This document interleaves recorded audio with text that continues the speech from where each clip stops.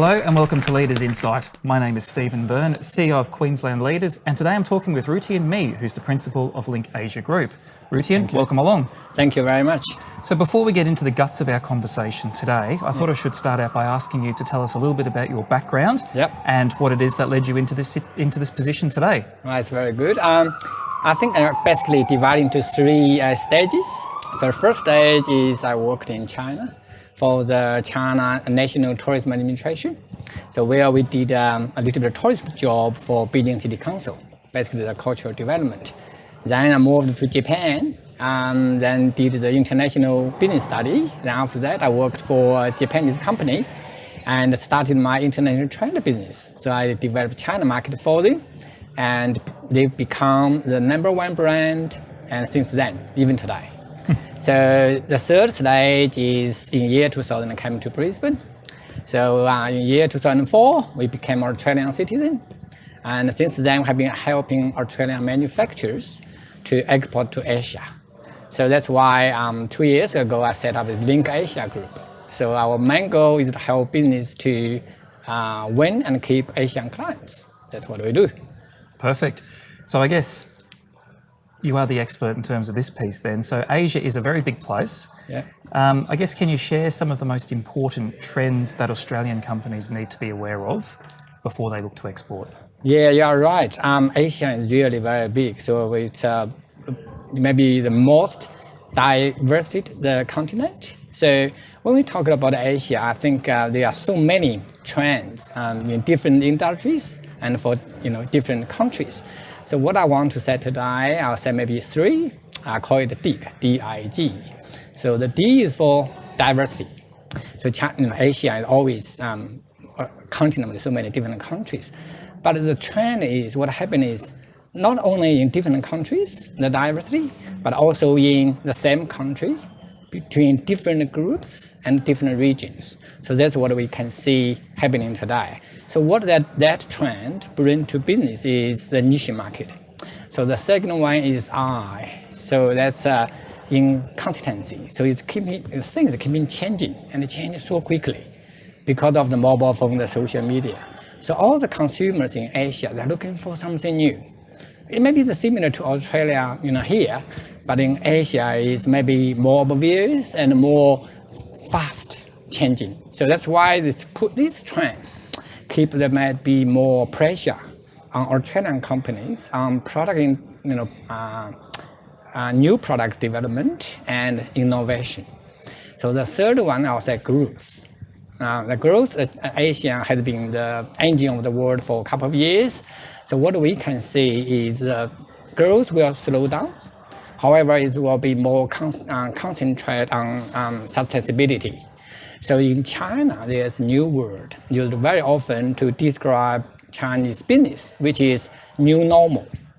So what happened, that trend bring opportunity for Australian company will be green industry, the services, and some environmental services or technology. So that's three, DIG, D-I-G. Perfect.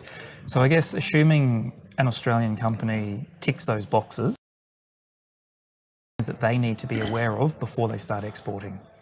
Yeah, so again, I want to summarize as three things to share. The first one is before you start export, you have to find where's your export market. So when I talk to Australian business, what I found often is when you talk about export, people talk about China. When you talk about China, people talk about Beijing, Shanghai. So when I worked for companies before, I had when I worked for them, the board asked me to focus on China. And after 6 months, we could do anything in China, but then I found an opportunity in Korea. So we are very successful in South Korea, and we leverage that success back to China. So another company I know is they export to Philippines. So Philippines is the most important and the biggest market than all other countries. So what I see is before you dig deeply, you have to find out where to dig. So that's what we do. So we help people to find the market first. So that's first one. The second one, I think to do that, is to play Tai Chi. Australian company, the Western people, they all black and white. Then at Tai Chi, you always find a common base. We call it gray. So the gray area to get the agreement, not to argue about things. That's very important in Asia. Then the final thing, which is the most important, is to find a very good local partner.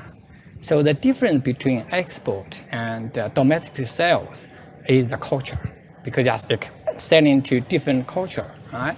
So the most important to find a local partner can work with you and do things with you. So that's what we do. The first thing we do is to find a good partner for you. We work like more than likely like the matchmaker, and we keep you to keep that relationship. So we always say, good wife, good life. Absolutely. Yeah. And where do Australian companies most often go wrong? The most common mistakes I saw is hard selling. So every time, most of the time, we went to either mission or help the clients go to China to have a meeting with the buyer. So they all start with selling the products to sell what they have. We all know, people hate sales. Especially in Asia, pushing sales can only push you away, right?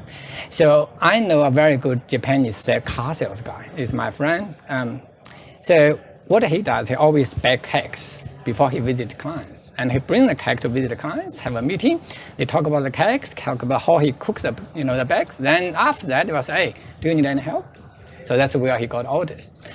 I sit in a workshop of ACBC, Australian China Business Council, one day, and there is a panelist from China.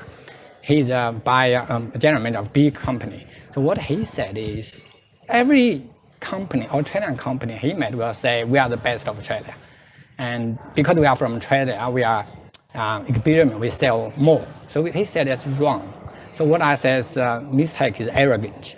The arrogance will bring you nowhere. Not here, not in Asia. Absolutely right. Yeah. And I guess to finish up our conversation today, and I do like your point about the cake baking, that sounds very good. Yeah. Is there a final message that you would like to leave with those watching this video?